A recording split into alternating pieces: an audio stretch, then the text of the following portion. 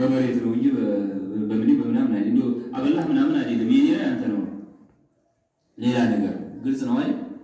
ይሄ ግን እንዲባሉ ያረገ ኩፋሮች የነበሩ ባለስልጣኖች አንድ እንዲያንሆን የጣሩት እስከሆነ ድረስ አውቀን ይሄን ነገር ማግማት ይጠበቅብናል።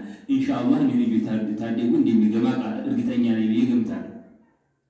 ምክንያቱም ለምንድን ነው ነብዩ አለይሂ ሰላቱ ሰላም لا يزال المرء في فسحة ما لم يصب دما حرام አንድ ሰው ዲኑ ላይ ما يزال المرء في دينه في فسحة ዲኑ ላይ ከስፋት የሰፋው ከመሆን አይወገድም። ሌላው ነገር ሁላ ጥፋቶች የመመለስ እድሉ ምናምን ቀላል ነው ማለት ነው። ማለም يصب دما حرام ክልክልን የሆነ እንደሚያፈሰስ እንደዚህ ይላል ነብዩ አለይሂ ሰላቱ ሰላም።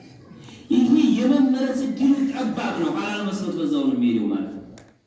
ይሄንን የምንቀይረው በምንም በዲአዋም በምንም ማለት ዲአዋ አሁን ቀስቀስ ለማድረግ ብሎ ጥርስ ለማስመጠጥ ያህል ነው ማለት ዋናው ስራ ግን እነዚህ ልጆች ተርቢያ እነ ቁርአን ቀርተው ብቻ ቁርአን ጨርሰው ብቻ እንዲሆኑ ሁለት ሶስት ኪታብ ሲቀሩ ደግሞ ታላቅ ወንድሙ ነው መቼም ዛታ የሚሄደው ተው ግድ የለህም አባቱ ነው የሚሄደው ተው ግድ የለህም ብሎ ሲቀራከፈው ምን ይሆናል ማለት ነው። እነዛኞቹ ወንድሞቻችን እንዲህ አይነት ስራ ተሰሩ የዛን ሰዓት ሰላም ይፈጠራል ኢንሻአላህ። ስለዚህ ተርቢያቱ ለአውላድ ልጆችን በጥሩ ሁኔታ መገንባት የአንድ ግለሰብ ጥቅም ሳይሆን የዓለም ጥቅም ነው። በጥሩ ሁኔታ ያደጉ ሰዎች አረብ ሀገር ሄደው ሳዑዲ አረቢያ ሆነው የሀበሻ ሰዎች ኪታብ እየጻፉ እያቀሩ እዛ የሚቀይሩ አካሎች አሉ። ጠይቂው ምን እውቀት ቅድም እንደተባለው ሽፍታ የማይወስደው ሸክም የሌለው ግልጽ ነው አይደል? ሽፍታ እኮ የማይወስደው ማንኛውም ሀብት ሽፍታ ይወስደዋል። ባለፈው በጁንታው ሲንጋጋ ህዝቡ ቤቱ ሁሉ ተበልብሎበት ሀብታም ሆነ። ባለሙያ ግን ሙያውን ይዞ ነው የመጣው። ሲሄድም ሲመጣ ነው አይደል? መልሶ ሙያው ገብቷል አይደለም?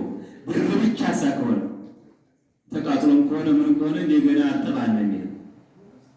እውቀት ግን ማንም ስለማይቀመው በወት ካታደ በጥሩ መገንባት ማለት ላይ ለይነው ነብዩ አለይሂ ረህማን ዑመር ረዲየላሁ ተዓላ ዐንሁ ከነብዩ አለይሂ ሰላቱ ወሰላም ቅድም እንደተጠቀሰው إن الله يرفع بهذا الكتاب أقواما ويضع به آخرين በመጽሐፍ አለ በቁርአን የተወሰኑትን ሰው ከፍ ያደርጋቸዋል አላህ ማንናቸው የቀሩትና የሰሩበት አባህሪያቸው ሆነው ያደጉ እነዛ ልጅውን ትረት ያውቁ ትረት ያውቃሉላችሁ ጥቅም አሁን ያን ልጅ ቁርአኑ እንዴት እንዲጨረሰ ገርሞኛል። ትረትን አላወቀ ትረት የሞላው ሰው